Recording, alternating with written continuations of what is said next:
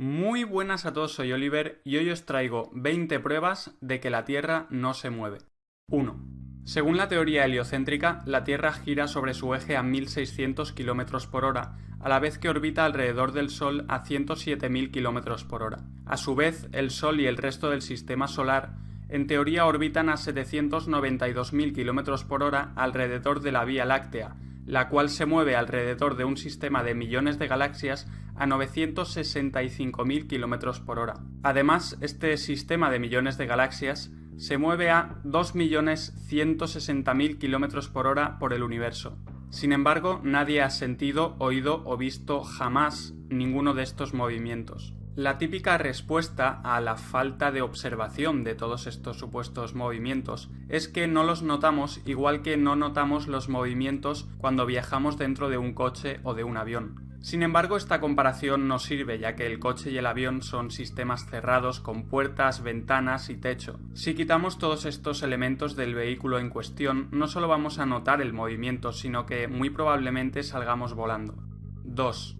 Para intentar detectar el movimiento de la Tierra se han realizado varios experimentos a lo largo de la historia. Uno de los más famosos es el de Michelson y Morley, realizado por el Premio Nobel de Física Albert Abraham Michelson y Edward Morley. La luz es una radiación electromagnética que se propaga en forma de ondas y necesita un medio para propagarse. Este medio es lo que se conoce como éter, un medio invisible que cubre todo espacio conocido. Este experimento de Michelson y Morley pretendía medir la velocidad de la luz dentro del éter en relación a la velocidad de rotación de la Tierra. Mediante una combinación de espejos se enviaron simultáneamente dos rayos de luz procedentes de la misma fuente en direcciones perpendiculares y recorriendo la misma distancia. Estos rayos de luz se recogían en un punto en común, donde se detectaba cualquier diferencia en la velocidad de los diferentes rayos. El experimento no detectó ninguna diferencia en la velocidad de estos rayos de luz, lo que significaba que la Tierra no se movía en absoluto.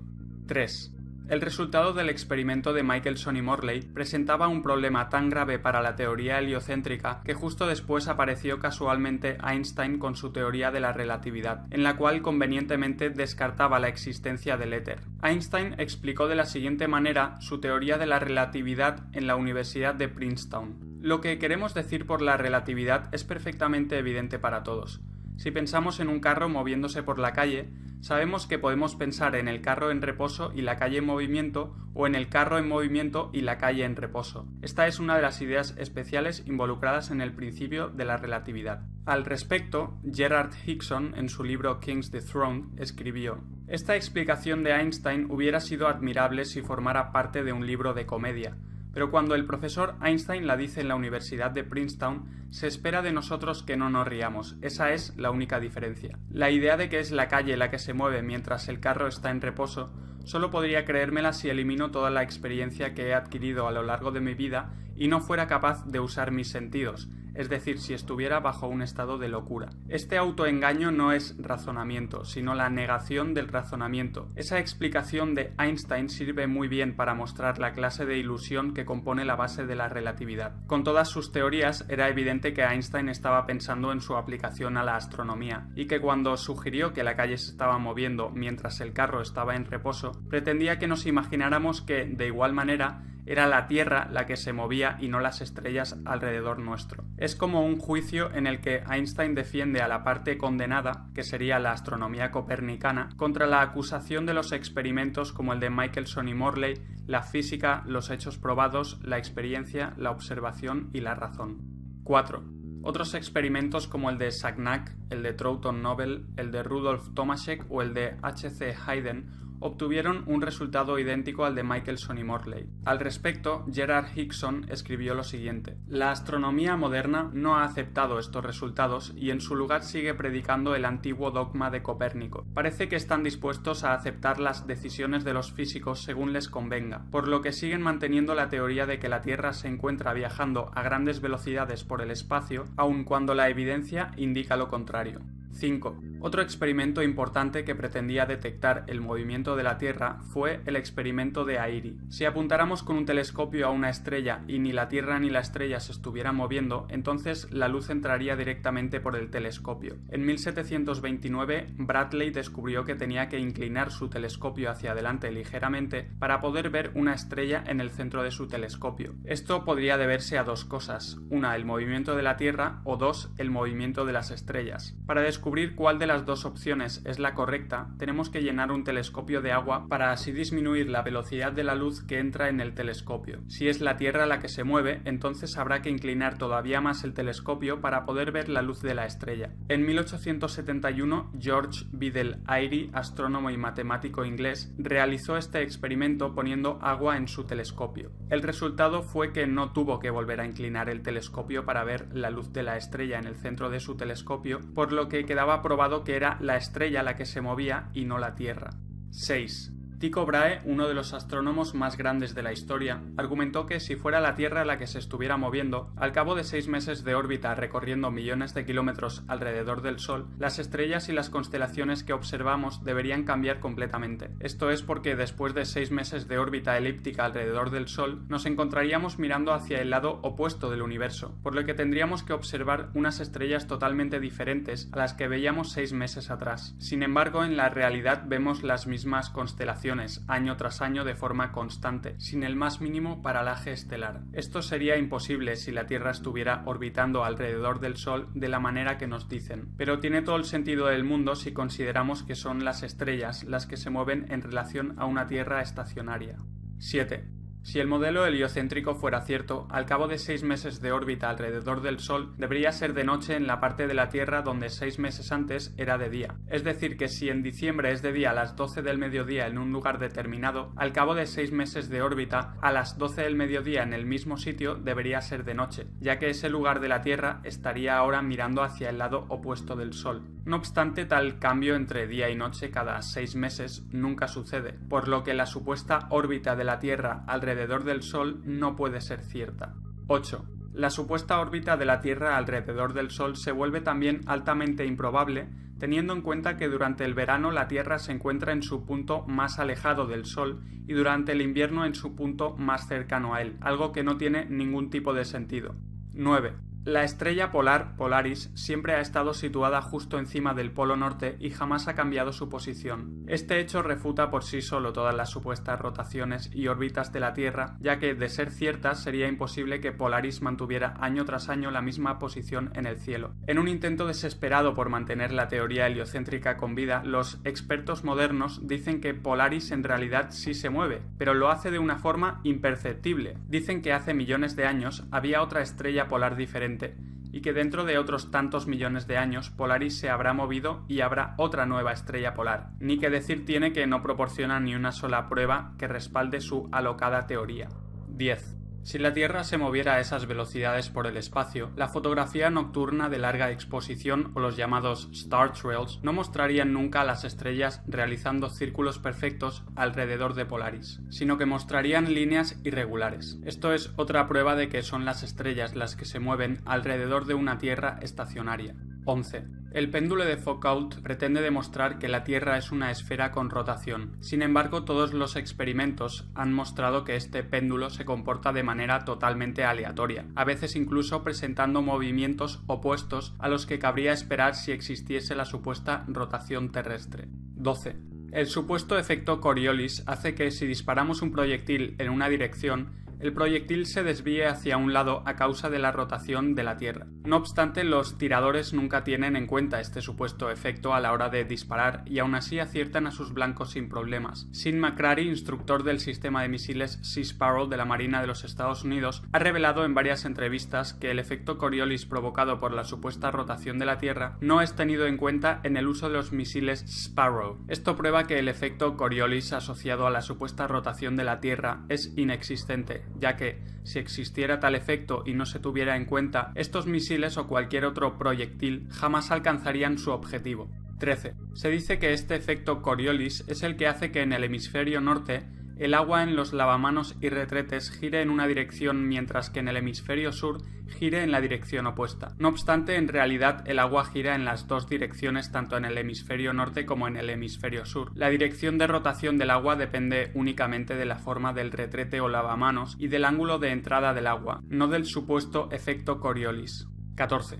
Samuel Robotham realizó un experimento en Inglaterra en el que fijó firmemente un cañón al suelo de forma que apuntara verticalmente hacia arriba. Al disparar el cañón, el proyectil ascendió verticalmente durante 14 segundos y tardó otros 14 en caer al suelo, estando un total de 28 segundos en el aire. Si la Tierra estuviera rotando a 1000 km/h en Inglaterra, el proyectil hubiera caído 8 kilómetros al oeste del cañón. Sin embargo, eso no sucedió en ninguno de los varios intentos, sino que el proyectil cayó todas las veces a una distancia de no más de 1 metro del cañón, en algunos casos incluso volviéndose a meter dentro del cañón. Esto prueba que no hay ningún efecto Coriolis asociado a la supuesta rotación de la Tierra. 15. Después de que todos estos experimentos para detectar el supuesto movimiento de la Tierra fallaran, los defensores del heliocentrismo, en vez de admitir que su teoría es completamente errónea, decidieron inventar otra explicación más para intentar justificar por qué no sentimos el movimiento de la Tierra. Dicen que gracias a la gravedad toda la atmósfera está siendo arrastrada en perfecta sincronización junto a la Tierra, de manera que no podemos notar ningún movimiento. Creen que la Tierra y la atmósfera están girando de manera perfectamente sincronizada a 1600 km/h en el Ecuador, mientras que en Estados Unidos o Europa la velocidad es menor, en España siendo la velocidad de rotación de unos 1200 km/h. Dicen que esta velocidad de rotación se va reduciendo gradualmente hasta llegar a los 0 km/h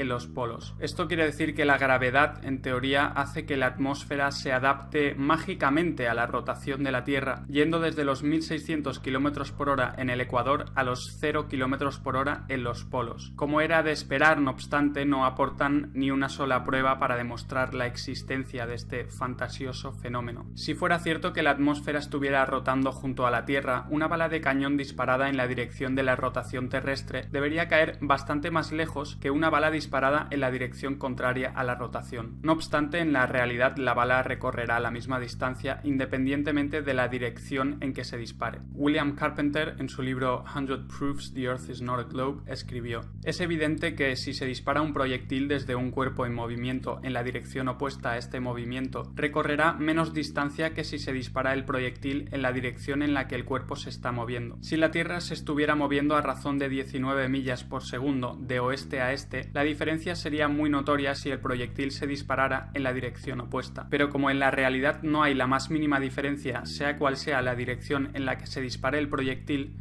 tenemos una prueba contundente de que los supuestos movimientos de la Tierra son pura fantasía". 16. Más evidencia similar a la anterior se puede encontrar en el comportamiento de los aviones, helicópteros y globos. Si la Tierra estuviera rotando a más de 1000 km/h, no habría necesidad de volar entre dos países que estuvieran a la misma latitud. El avión, helicóptero o globo simplemente podría ascender y esperar a que la rotación terrestre situara al país deseado debajo suyo. De nuevo, para explicar por qué esto no sucede, vuelven a recurrir a la mágica gravedad que hace que la atmósfera se vea arrastrada por la rotación de la Tierra. No obstante, igual que con los cañones, esto solo funciona de forma vertical, pero los vuelos en cualquier otra dirección quedan sin explicación. 17. Si la Tierra estuviera rotando, habría una gran diferencia en los tiempos de vuelo dependiendo de si el avión vuela en la misma dirección que la rotación terrestre o en la dirección opuesta. Gabrielle Henriette, en su libro Heaven and Earth, escribió: "Si los vuelos hubieran existido en la época de Copérnico, no hay duda de que se hubiera dado cuenta muy pronto de que sus suposiciones acerca de la rotación de la Tierra son completamente erróneas, teniendo en cuenta la relación existente entre la velocidad de una aeronave y la velocidad de rotación terrestre. La velocidad de rotación incrementaría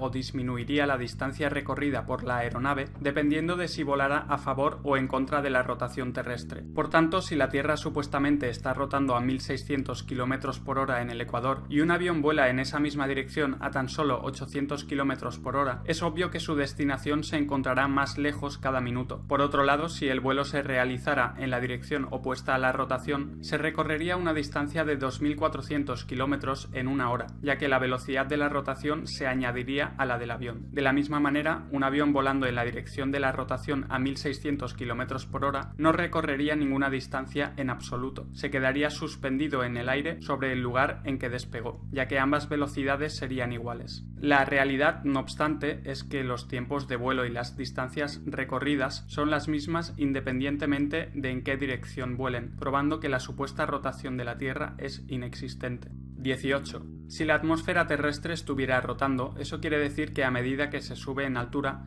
la atmósfera tendrá que rotar más y más deprisa con tal de mantener exactamente la misma velocidad de rotación que la superficie terrestre, por lo que necesariamente tiene que existir un punto en el que se pasa repentinamente de la capa más alta y más veloz de la atmósfera al vacío inamovible del espacio exterior. Hasta ahora ninguna agencia espacial o astronauta ha hablado nunca de la existencia de este necesario punto divisorio entre la atmósfera y el espacio exterior, y tampoco ninguna cámara adjuntada a los cohetes que supuestamente salen al espacio exterior ha mostrado jamás el momento en el que se sale de la atmósfera y se entra en el vacío espacial. La ausencia y omisión de este fenómeno pone seriamente en duda la existencia tanto del espacio exterior como de la propia rotación terrestre atmosférica.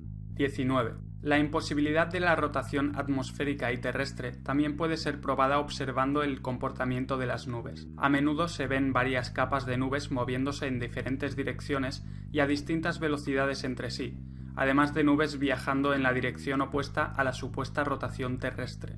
20. Francis Bacon, padre del empirismo filosófico y científico moderno que precisó las reglas del método científico, dijo: «Investiguemos el movimiento de rotación, tan promovido por astrónomos actuales, el cual los antiguos astrónomos atribuían al cielo, pero Copérnico y sus seguidores a la Tierra. Preguntémonos si podemos encontrar este movimiento en el mundo real, o si no es más que una teoría fabricada para dar una explicación alternativa a la realidad. Usando la razón veremos que lo que enseñan los astrónomos modernos y los colegios es pura ficción, y que su preferencia es atentar contra la razón y decantarse por lo oscuro». Tycho Brahe, considerado uno de los astrónomos más grandes de la historia, dijo: «La pesada masa de la Tierra, tan poco apropiada para moverse en todos los aspectos, no podría ser de la manera que proponen ni moverse como los demás cuerpos celestiales. Incluso si pudieran dejar de lado el claro testimonio de las Sagradas Escrituras, estarían yendo en contra de las leyes de la física». David Wardlaw Scott, en su libro Terra Firma, escribió: «El modelo del universo que enseñan los astrónomos modernos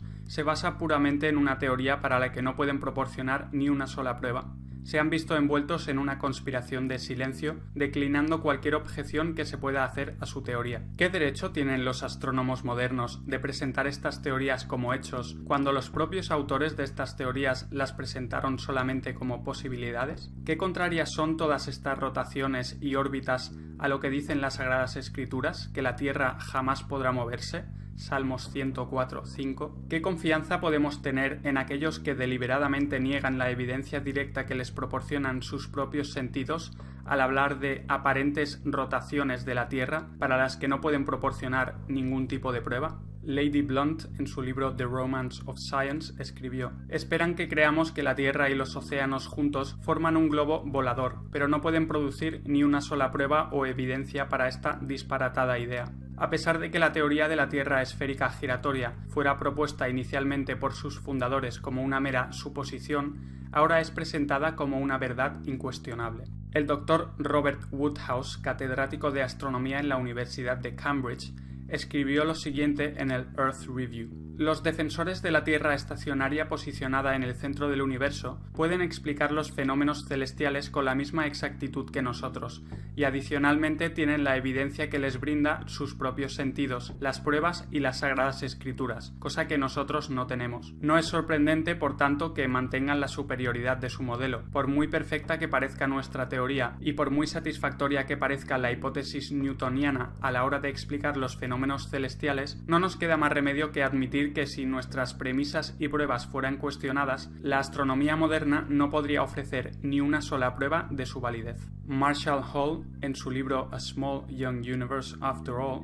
escribió: «En realidad, el Sol, la Luna y las estrellas están haciendo precisamente lo que todo el mundo a lo largo de la historia las ha visto hacer. No creemos en lo que vemos con nuestros propios ojos, porque nos han enseñado un falso sistema que requiere que creamos aquello que nunca ha sido confirmado mediante la observación y la experimentación». Si eres nuevo al canal, suscríbete, ya que seguiré haciendo vídeos hablando sobre estos temas y revelando la verdad que nos han ocultado durante tanto tiempo. Como siempre, muchas gracias a todos por estar ahí y hasta el próximo vídeo.